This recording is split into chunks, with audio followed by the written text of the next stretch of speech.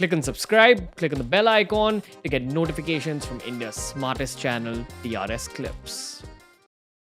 Like, I talk to a lot of people about these conversations with questions instead of just Googling that what does this mean. Like that's been my place where I get answers. So I'll give you one perspective on like something I found out. So the perspective is basically from the world of astrology. I think I've had this conversation with you, but it's okay. We'll do it once again for the podcast. Let's do it. So when people think of astrology, when you say the word astrology, you automatically think of the Gregorian calendar and Gemini, Aries, Virgo, whatever. Correct.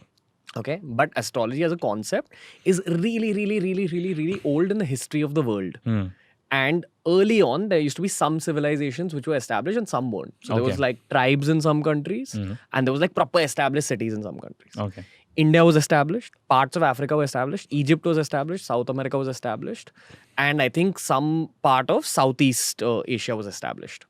And all these places, this is like 50,000 BC. Okay. Before even like modern, like, so the writings that we have now, which we have deciphered, I think it's only up to the Indus Valley civilization, Mesopotamia. That's why we think that those are the Harappa oldest. and all that stuff. Yeah. But it's actually way older. Those civilizations considered themselves as modern and they thought there was some prehistoric thing. Okay. So astrology as a concept comes from that prehistoric thing. Okay. And all of them have the same logic. Egyptian astrology, South American astrology. And what is Indian. that logic?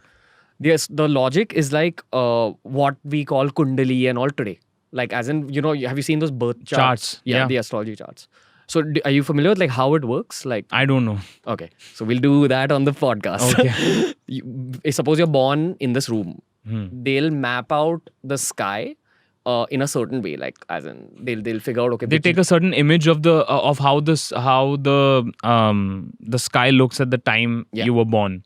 Yeah. And that shape somehow denotes your astrological sign and stuff. So basically, they'll take a map of the sky, and the map of the sky is divided into 12 houses. And each of those houses represent one aspect of you as a person. Oh. Or when you're born. So one will be your personality, one will be your mother, one will be your father, one will be your something about your marriage, your career, your finances, your death, your friendships and partnerships. Okay.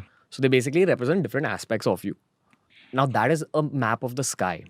And our solar system has celestial bodies. Yeah. So the 9 planets plus the moon and the sun. Yeah. They're the celestial bodies that have the maximum impact on the earth. Now any object like this pillow, you, the light, the mic, all of it has its natural frequency, but you can also see it. Like it's got its own body and it's always giving out a frequency. The bigger an object is, the more powerful the frequency it gives out.